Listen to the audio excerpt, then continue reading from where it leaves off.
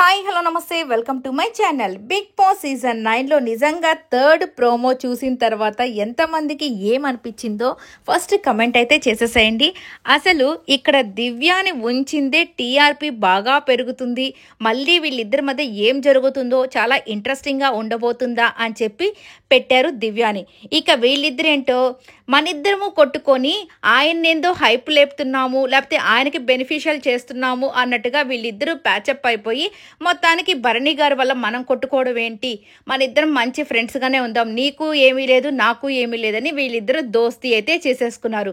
ఇక అస్సలు అన్ఎక్స్పెక్టెడ్గా వచ్చిన రెండు తగాదాలు, బిగ్ ఫైట్స్ వచ్చేసి డేమాన్ పవన్ కళ్యాణ్. సో కామనర్స్గా వీళ్ళిద్దరూ మంచిగా ఫ్రెండ్స్గా ఇన్ని రోజులు ఉండి ఉండి ఉండి ఒక్కసారిగా ఇదంతా కూడా రీతు వల్లని నాకైతే క్లియర్గా అర్థమైపోయింది. ఎందుకంటే కళ్యాణ్ ఆలోచించింది కూడా డేమాన్ పవన్ కోసమే. ఎందుకంటే ఇన్ని రోజులు గేమ్ ఛాన్సెస్ రావట్లేదని తను ఎంత బాధపడుతున్నాడో తెలుసు. లాస్ట్ ఆ యొక్క టాస్క్లో వచ్చేసరికి అక్కడ డేమాన్ పవన్ నాకు పాయింట్స్ చెప్పేసి నేను వెళ్ళిపోతాను, పాయింట్స్ చెప్పేసి నేను వెళ్ళిపోతానని చెప్పడం మాత్రం నిజంగా తప్పుగానే అనిపించింది అందరికీ కూడా. ఎందుకంటే రీతు కోసం తను త్యాగం చేసేదానికి రెడీగా ఉన్నాడు కాబట్టి నీకు ఆపర్చునిటీ వచ్చినప్పుడు ఎందుకు నువ్వు గివప్ చేసేసావు అనేది ప్రతి ఒక్కరి బాధ. అందుకే ఈరోజు ఇన్ని ఫైట్స్ కూడా జరిగింది.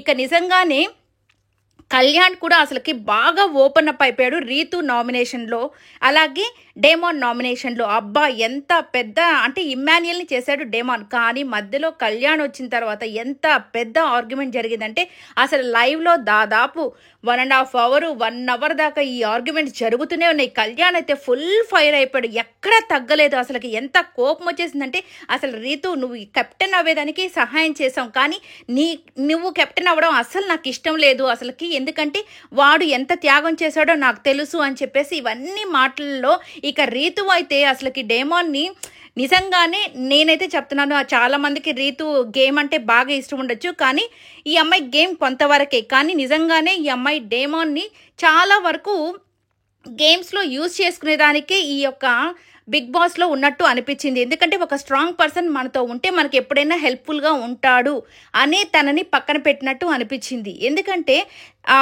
ఈ రోజు కూడా అదే నిన్న కెప్టెన్ అయ్యే ముందు కూడా ఆ సింహపు నోరో లేకపోతే ఆ యొక్క ఆ టాస్క్లో వచ్చేసి డేమాన్ పవన్ ఆర్గ్యుమెంట్స్ చేస్తున్నప్పుడే డేమాన్ వచ్చేస్తాడు. అంటే సుమన్ శెట్టి అని లోపలికి పంపిస్తే పెద్ద ఏమీ హెల్ప్ఫుల్గా ఉండదని చెప్పేసి డేమాన్ పవన్ని లోపలకి వెళ్ళిపోమని చెప్పి చెప్తుంది. అంటే తన స్వార్థం కోసం తనని చేసినట్టే కదా. ఇక్కడ ఎక్కడైనా రీతు తను కొన్నిసార్లు డేమాన్ పవన్కి ఏదో హెల్ప్ చేసినట్టే ఉంటుంది, కానీ డేమాన్ పవన్ వల్ల ఈ అమ్మాయికి ఎక్కువ హెల్ప్ వస్తూ ఉంటుంది ప్రతిసారి కూడా. అది ఎవరు అర్థం చేసుకోరు, తన గేమ్ని తను చెడగొట్టుకుంటున్నాడని అందరి అభిప్రాయం కూడా. అందుకే ఈరోజు ఆర్గ్యుమెంట్స్ ఫైట్స్ అన్నీ కూడా జరిగింది. ఇక సంజన అలాగే రీతు వీళ్ళిద్దరి కూడా నిజంగా నాకైతే సంజన గారు బాగా నచ్చారండి. ఎందుకంటే ఈ అమ్మాయి చాలా రెచ్చగొట్టింది. అంటే వైల్డ్ ఫైర్ స్టార్మ్స్ వచ్చినప్పటి నుంచి మీ గేమ్ కనిపించట్లేదు అంటే ఆమె ఏం ఆడకుండా ఉన్నది, ఆమె చేతనైనంత ఆడుకుంటూనే వచ్చింది. వీళ్ళల్లో ఒక్కరినైనా ఒక గేమ్లో తీసుకోకపోతే ఎంత పెద్దగా ఏడ్చి గందరగోళం చేస్తారు.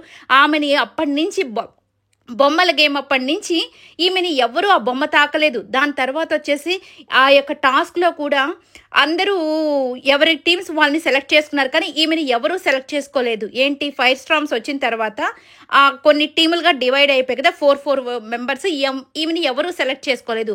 అయినా కానీ ఆమె రెబల్ అని చెప్పేసి అందరినీ ఒక ఆట ఆడిచింది. అన్ని ఆటలు ఆమె ఆడుకుంటూనే ఉంది సొంతగా ఒక్కటే. అయినా కానీ ఇవన్నీ చేస్తూ కూడా కావాలని రీతు ఈరోజు ఈమెను వేస్తే మనకు సేఫ్గా ఉంటుంది అనే ఒకే ఒక కారణంతో లాస్ట్ వీక్ వేసింది. అలాగే ఈ వీక్ కూడా వేసేసరికి ఆమెకి నిజంగా చాలా కోపం వచ్చింది. ఎందుకు ఈ అమ్మాయి కావాలని నన్ను పోక్ చేస్తూ ఉంది.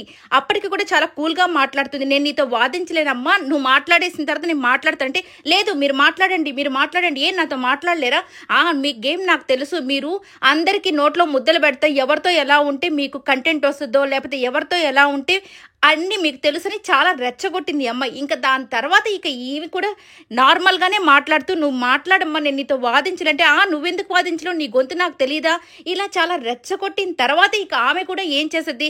ఇప్పుడు రీతు అంత మంచిది అయితే ఇప్పుడు వాళ్ళమ్మ స్టిక్ తీసుకొని వచ్చి అంటే చపాతీ కర్ర ఇవ్వమని చెప్పి ఎందుకు అన్నింది, ఎందుకు భయపడింది, వాళ్ళ అమ్మని అసలు మాట్లాడిచ్చిందా, అస్సలు మాట్లాడనివ్వలేదు. నువ్వేం తప్పు చేయకపోతే ఇక్కడ తప్పు అంటే నేనేదో పెద్ద తప్పు చేస్తుందని కాదు, గుసగుసలు కానీ ఏదైనా కానీ లవ్ ట్రాక్ అనేదైనా ఫస్ట్ నుంచి అందరూ చెప్తూనే వస్తున్నారు. సో ఆ రోజు మాధురి గారు కూడా చెప్పింది ఇదే. ఎందుకంటే బయట చూసే వాళ్ళకి అసహ్యంగా ఉంది అని అన్నప్పుడు మీరు ఆపేసేయాలి. మేమేం చేయట్లేదు కదా, మేము మంచి ఫ్రెండ్స్మే కదంటే మీరు ఇద్దరు కామనర్తో, ఇప్పుడు కామనర్గా అబ్బాయి వచ్చాడు. ఆ అబ్బాయిని చూడగానే చాలా జెన్యూన్ ప్రేమ ఎట్లా పుట్టుకొని వస్తుంది? బయట నుంచి రావడంతోనే 2-3 వారాలకే మీకు ఇద్దరికి అంత ఇష్టం కలుగుతుందా? లేదు కదా. ఇదంతా ఒక కంటెంట్ కోసమే మీరు చేశారు. మరి నైట్ కూడా కూర్చొని మాట్లాడుకుంటూ ఉన్నారు, పక్కన వాళ్ళకి డిస్టర్బెన్స్ ఉంటుంది కదా. అవే చెప్పింది. ఇప్పుడు దాంట్లో తప్పేముంది? ఈ వీడియో నచ్చినట్టయితే లైక్ చేయండి, షేర్ చేయండి, కామెంట్ చేయండి, సబ్స్క్రైబ్ చేయండి.